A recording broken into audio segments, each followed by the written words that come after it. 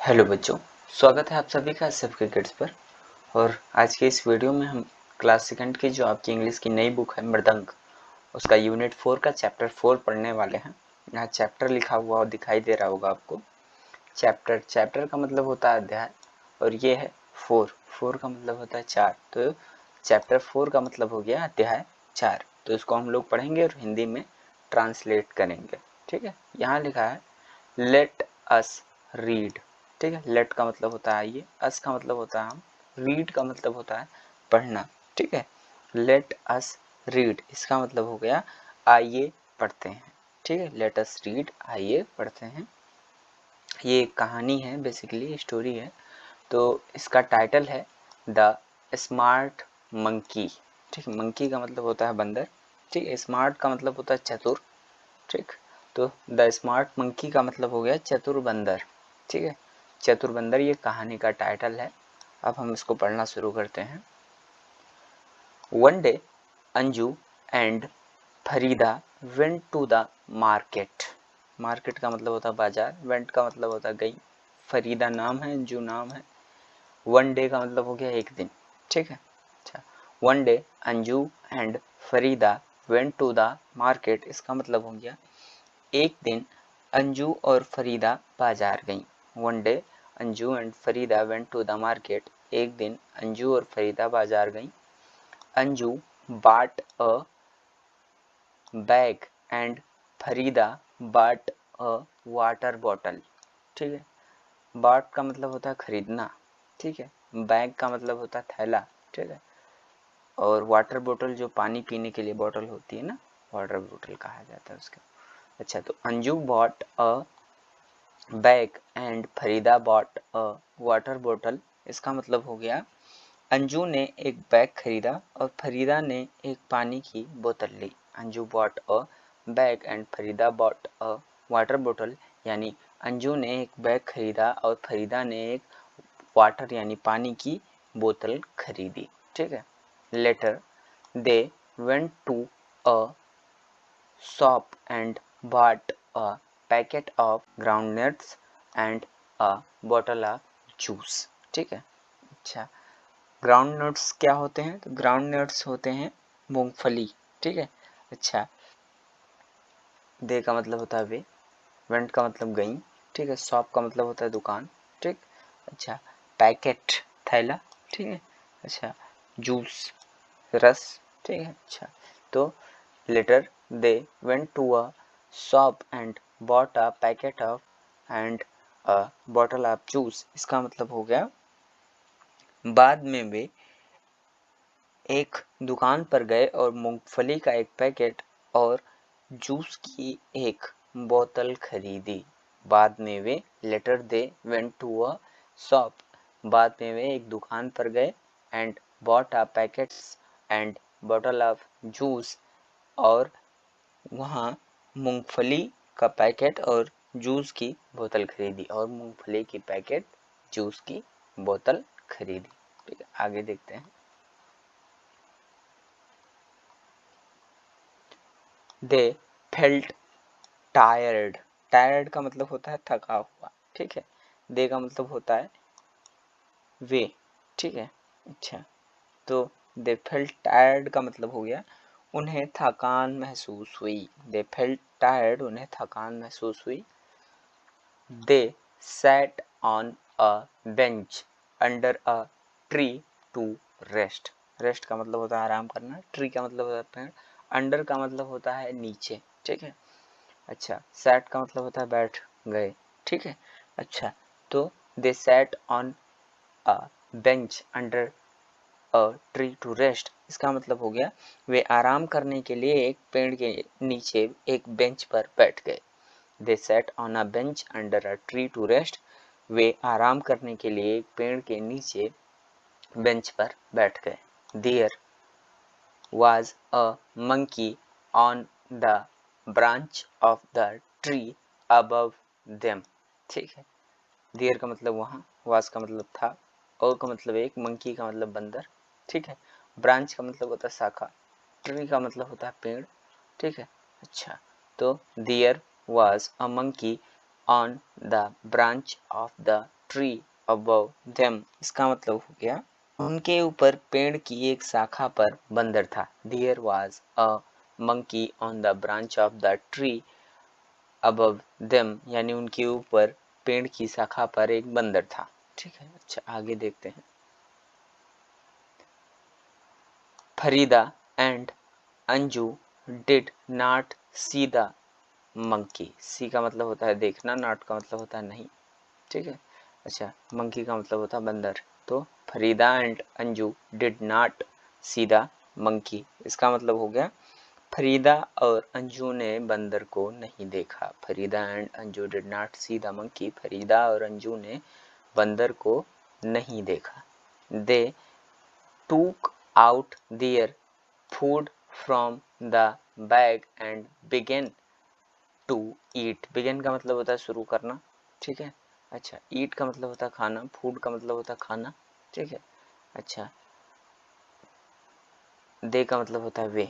ठीक है, तो they took out their food from the bag and began to eat, इसका मतलब हो गया उन्होंने थैले से अपना खाना निकाला और खाने लगे। ठीक है, they took out their food from the bag and began to eat, उन्होंने थैले से अपना खाना निकाला और खाने लगे। ठीक है, द मंकी हैड अ बनाना। ठीक है, मंकी का मतलब बंदर होता है।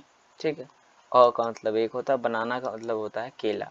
द मंकी हैड अ बनाना, इसका मतलब हो गया बंदर के पास एक केला था। ठीक है, the monkey had a banana, बंदर के पास एक केला था। आगे he peeled the banana and ate it. He peeled the banana and ate it. ठीक है, इट का मतलब होता है यह। ठीक है, बनाना का मतलब होता है केला। ठीक है, ही का मतलब होता है वह।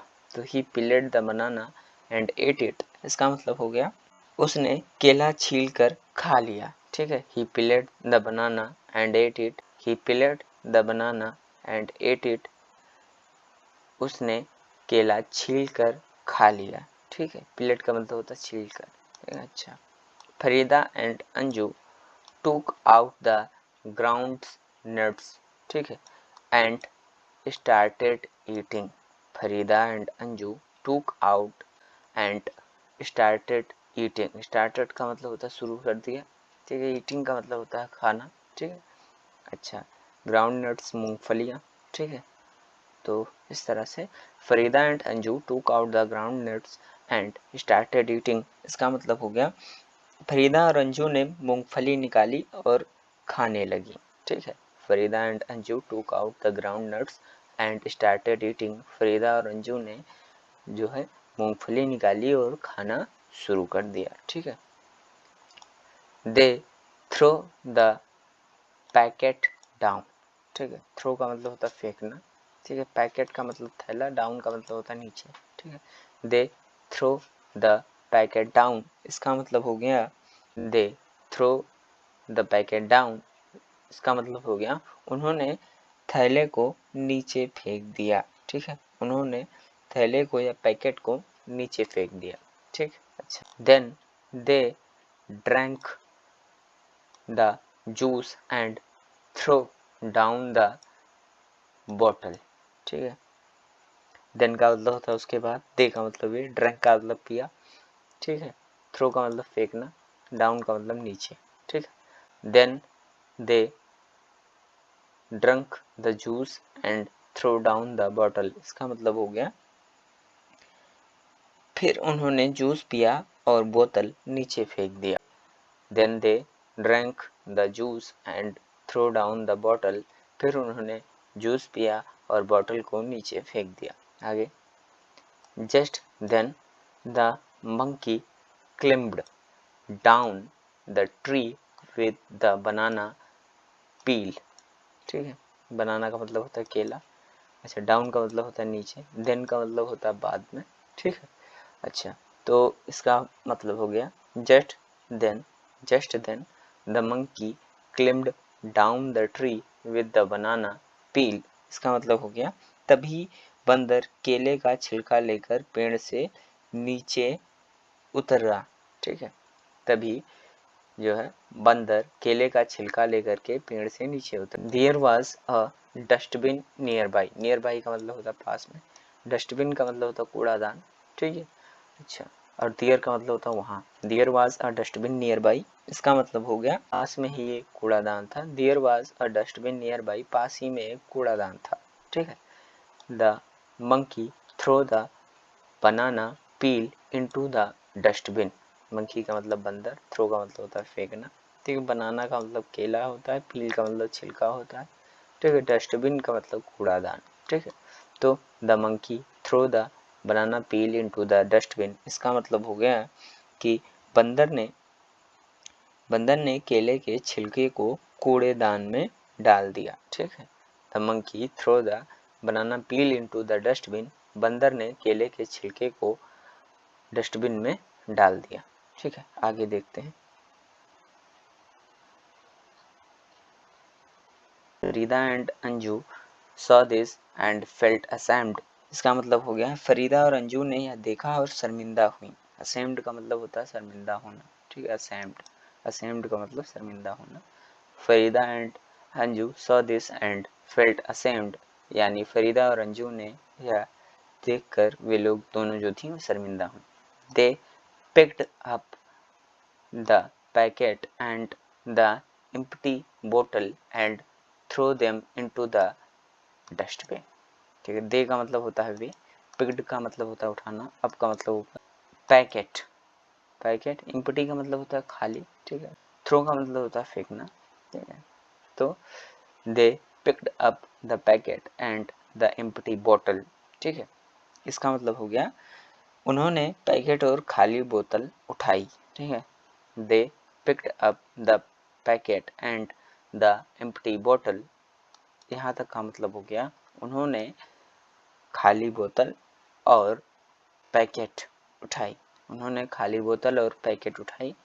And throw them into the dustbin, ठीक है, और उसे डस्टबिन में फेंक दिया। And throw them into the dustbin, और उन्हें डस्टबिन में फेंक दिया, ठीक है। अच्छा, आगे देख लेते हैं। ये न्यू वर्ड्स लिखे हुए हैं, न्यू वर्ड्स का मतलब होता है नए शब्द, ठीक है। यहाँ लिखा हुआ है शॉपिंग, शॉपिंग का मतलब होता है खरीदारी करना, ठीक है। ग्राउंड नट्स, ग्राउंड नट्स का मतलब होता है मूंगफली। ब्रांच, ब्रांच का मतलब होता है शाखा, ठीक है, टहनी जिसे कहते हैं ना। पील, पील का मतलब होता है छिलका। डस्टबिन का मतलब होता है कूड़ादान। थ्रो का मतलब फेंकना। एम्प्टी का मतलब होता है खाली, ठीक। अच्छा, तो इस तरह से हम लोगों ने आपकी जो मृदंग बुक है उसका यूनिट 4 है, उसका चैप्टर 4, और चैप्टर 4 में ये कहानी द स्मार्ट मंकी, इसको हम लोगों ने पढ़ा, ठीक है। तो बेसिकली हम लोगों को भी चाहिए कि जो चीज़ हो तो उसको जो है हमें डस्टबिन में ही डालना चाहिए, बाहर नहीं फेंकना चाहिए, ठीक। इस तरह से ये जो चैप्टर 4 था, ठीक है, और यूनिट 4 का, तो इसको हम लोगों ने पढ़ा, इसको हिंदी में हम लोगों ने ट्रांसलेट किया। अगर आपको वीडियो अच्छा लगा हो तो वीडियो को लाइक करें और चैनल को सब्सक्राइब करना बिल्कुल ना भूलें। आप सभी लोगों का बहुत बहुत धन्यवाद और आभार।